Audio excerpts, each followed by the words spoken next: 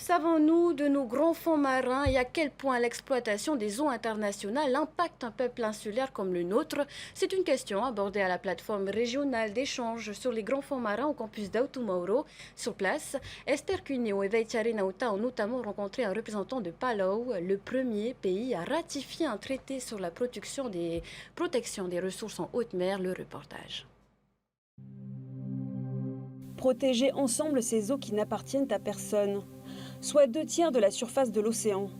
C'est l'objet du traité BBNJ, biodiversité au-delà des juridictions nationales.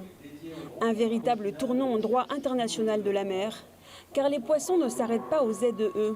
Il s'agit de préserver la biodiversité en haute mer au bénéfice de tous. Et si la France vient de ratifier ce traité, c'est la petite république de Palau qui a ouvert le bal.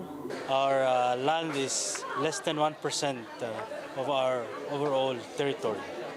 Notre terre représente moins de 1% de notre territoire. L'océan, c'est environ 99%. Comme beaucoup d'îles du Pacifique, nous souffrons des impacts du changement climatique, de la perte de biodiversité et de la pollution marine.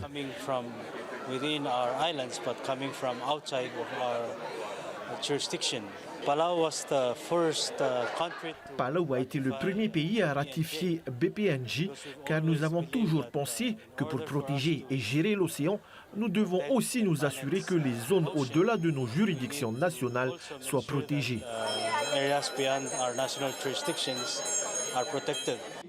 Mais pour que ce traité entre en vigueur, il doit être ratifié par 60 États. Cette plateforme régionale suivie la semaine prochaine du village de l'océan sera justement l'occasion d'en parler. Il y a eu une première victoire, ça a été l'adoption par les Nations Unies de ce traité. Et donc l'étape d'après, évidemment, c'est la ratification par un nombre suffisant d'États pour qu'il puisse avoir une valeur juridique. Et un des grands enjeux pour la France, pour la conférence de Nice, c'est d'arriver à avoir suffisamment de signatures d'ici à la conférence de Nice.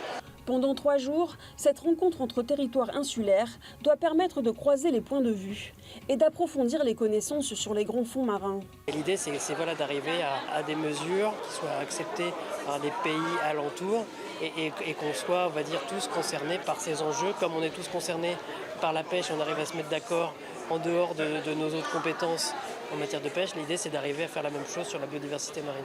Du côté de la Nouvelle-Calédonie, les autorités s'engagent-elles aussi vers un moratoire contre l'exploitation et l'exploration des fonds marins.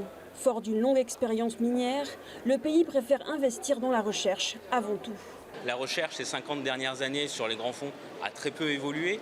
Donc c'est pour ça qu'on souhaite un moratoire pour interdire les techniques de prospection qui sont dévastatrices aussi, qui ont des gros impacts, des prospections minières, et encore plus l'exploitation pour les 10 à 50 prochaines années. C'est encore en discussion. Les échanges se poursuivront demain avec l'intégration des savoirs autochtones dans les politiques publiques.